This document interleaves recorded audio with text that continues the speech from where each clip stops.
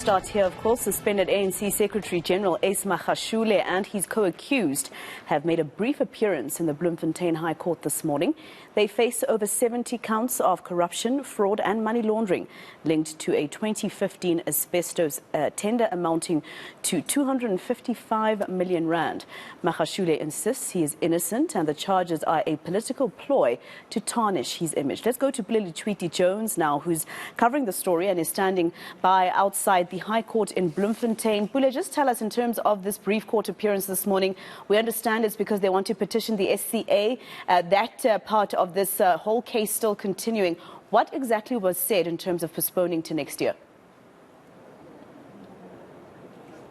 Yeah, well, definitely, Masiho. That's some of the attempts that are trying to be put in by the accused who want to petition the eNCA ruling, which they initially at first wanted to have the charges dropped against them and brought that matter before the eNCA, but of course that bid failed there. But quite, seriously so, the state has raised numerous challenges, saying that these are the same applications that are in fact delaying these proceedings and the pre-trial from actually going on and finally coming to conclusions to have a date for trial.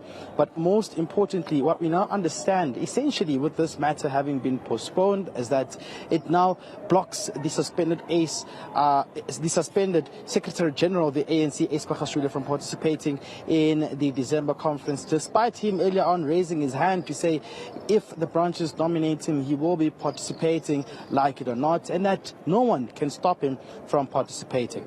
And Pule, in terms of his demeanor in court throughout the course of today, usually he pounces around the roads leading to the court, feeling very confident. He also sometimes does gestures seemingly punching the air, etc. How was he today? This is taking long, and as you said, December will arrive before he even has this sorted.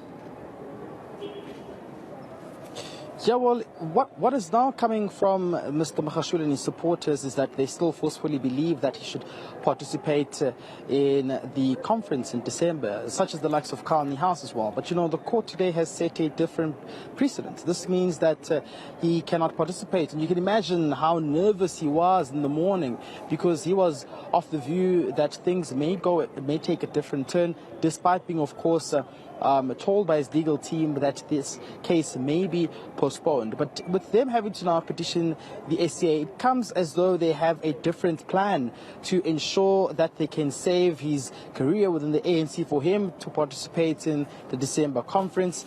What we are expecting from him now when he leaves the court is to get reaction, to find out actually what is the next plan from Magashule's side and, of course, his legal counsel, and as to what will be the next step forward once they now have received the news that this matter has been postponed to the 20th of January, because this is a person within the ANC who was suspended, who's been, initially saying that no one can stop him from participating. And like I've said, the court has come up to a different ruling now, and this essentially means that he's been blocked.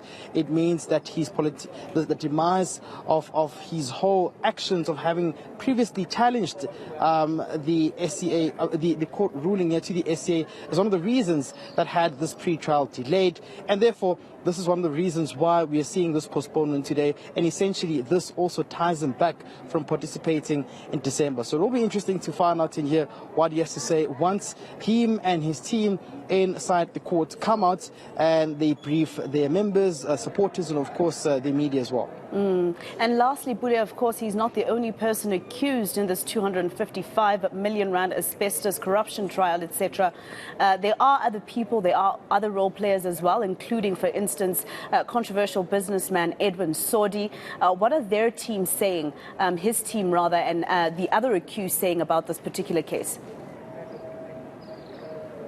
Yeah, definitely. Got the likes of also former government officials, Olim Lameni, and of course the Director of Supply Chain here, who's being represented by Mr. Lebogang Mokhele, who essentially said and told the court that they want this matter to be removed off the roll because they believe that it's financially costly for their clients, and therefore they believe that the NPA must go back and do their homework and come back again and call them once they're ready.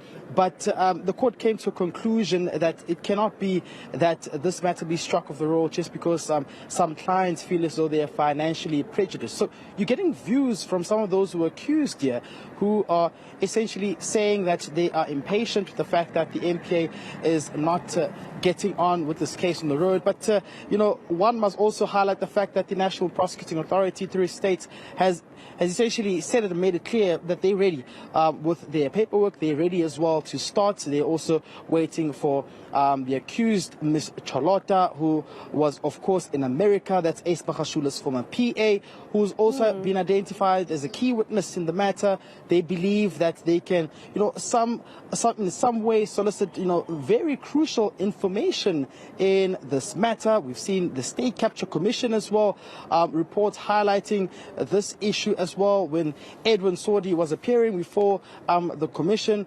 So this all culminates into, a ball of evidence against some of the accused here, and that's why the NPA believes that they've got a very strong case. But Masigo, in just a quick wrap, we'll be seeing Mr. Magashule leaving the court, and we'll be coming back to you, giving a rolling coverage of what he has to say regarding today's ruling.